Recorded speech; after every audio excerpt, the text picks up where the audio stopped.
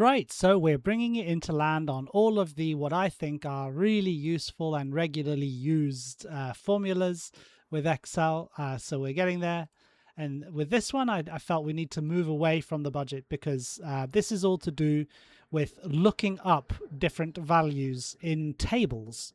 And if you have lots of tables, then if you quickly want data from those tables, rather than you yourself applying loads of filters at the top and having to kind of filter and format and sort yourself, which can take a long time, sometimes it's simplest to simply create a little tool that kind of does it for you using one of the Excel lookup functions, of which there are a few, and I will just show you the main ones. So a lot of the time, you may just have a list that's kind of just got two columns. So you've got, in this case, let's just say there's a product column and then a shop column. Now, let's just say you only really shop at one place. So you only shop at Woolworths. Well, there's a very quick kind of lookup that you can do. Say you just want to know, well, what's the cost of bananas? And you've been collecting this every week. I know this is probably not very realistic, but I'm just trying to think of a quick example that can illustrate the point. But let's say, okay, you've been entering in, keeping this kind of chart updated, and now you want to quickly look something up. So here you're going to put in the product. Let's just say you want to look up rice. And you want to have the formula in this particular field telling you very quickly how much rice is going to cost at Woolworths. So this is where you would use something called an X lookup. So you type in X lookup, if I can get that together, yeah. Get those parentheses sorted, and then let's look at the syntax. So first of all, you want to look up the value.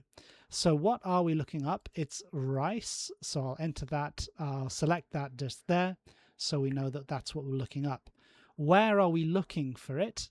Well, we're looking for it inside this list here. And then force of habit, I'll just freeze that in place. And so we're looking for rice inside that list. And then we're wanting to look up the return array, which is the cost of rice. Now, in this case, with XLOOKUP, it can only really handle these two columns. So it's going to now look at this second column, which is under Woolworths specifically. Say, assuming that that will be your main shop, then you're going to return whatever's in there, hit enter, and there you go.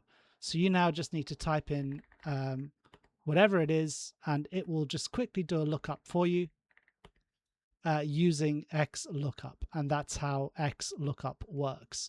Now, of course, if you want to be really careful, you can, of course, data validate this list like I showed you before, just because you could type in a mistake, and if you type in a mistake, the formula is going to throw an error.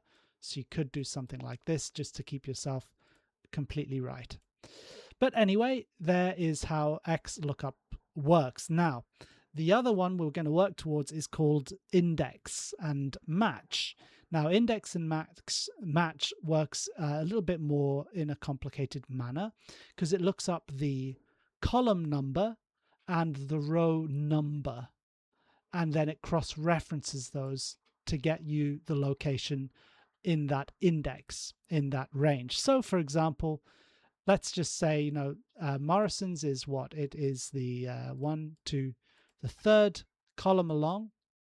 And let's say we wanted bread from Morrison's, which is the 1, 2, 3, 4, 5th row down. So we're going to have 3 cross-referenced with 5 to give us this cell here, which is 37. To get that, you could literally just type index, and now it wants the array first of all. Now we're looking for an array. It's going to return any one of the costs. So it's all the costs. Don't include the headers because that's going to throw you out. You only want the range from which you're going to be drawing the actual results. Now, row number, what did we say the row number was? And you should be able to see the syntax down here for index. So row number, I think we said 1, 2, 3, 4, 5 for bread, and then the column number is 1, 2, 3 for Morrison's. So let's just see if that works, and it does. It gives us 37, which is the cost of bread at Morrison's.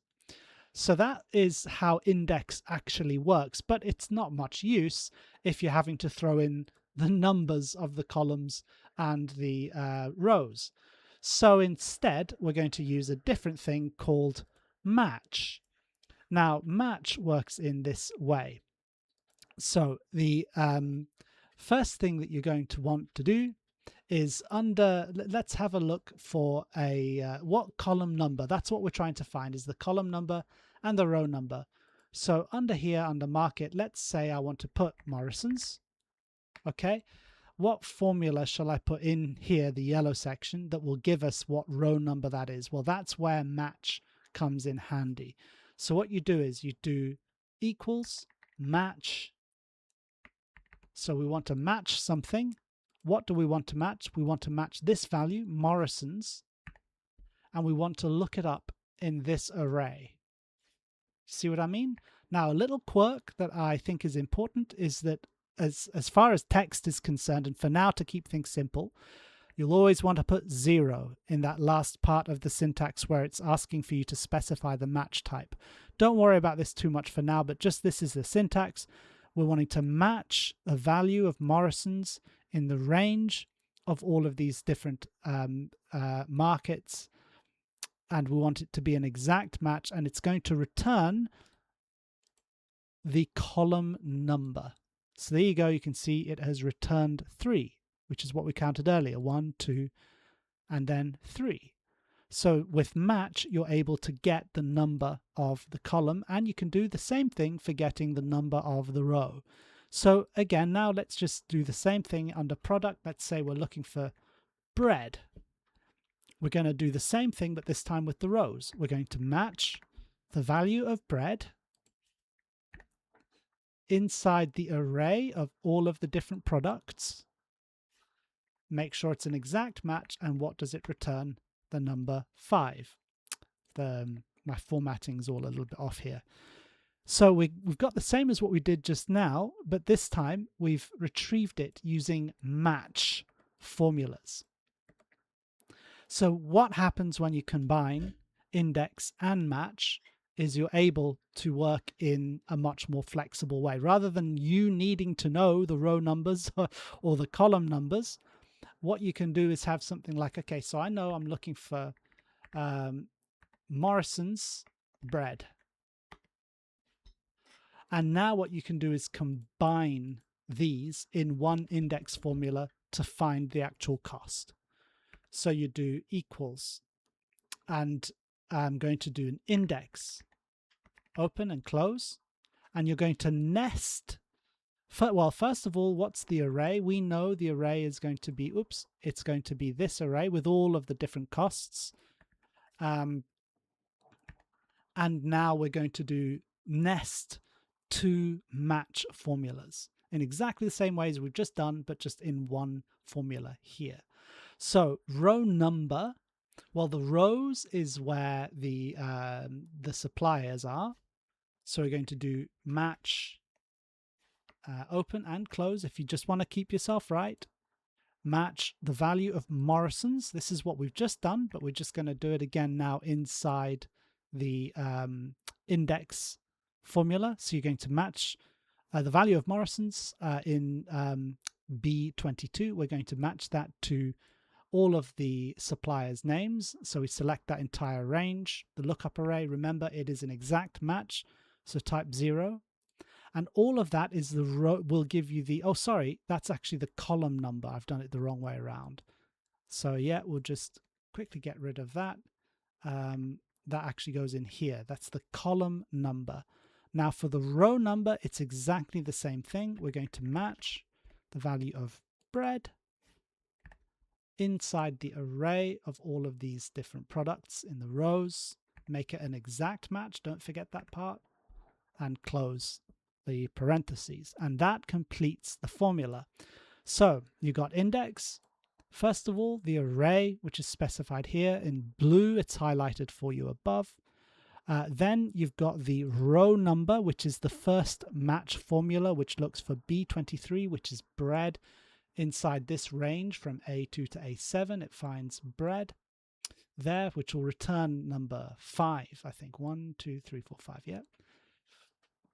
And then you've got the column number specified as well, where you're matching B22 Morrison's and you're matching that with this range for all of the different suppliers, making sure it's an exact match, and that should return 1, 2, 3. So you're going to have this match is going to return 5.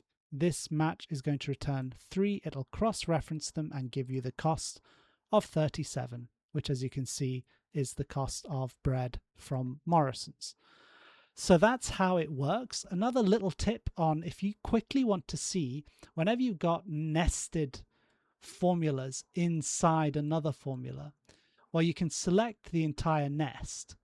So here I've just clicked on row number, that's selected the whole thing. Now, if you do F9, it'll show you what it's actually outputting from that formula. So there you can see it's outputting 5. That is the same as this match that we just did here above, where it found 5 there. Now undo will just undo that. You don't actually want to replace it with the hard value. But again, you can just select the nested formula, press F9, and it will show you the value that it's outputting. And that's just useful to know for troubleshooting in case you're ever like, oh, I don't think this formula is right.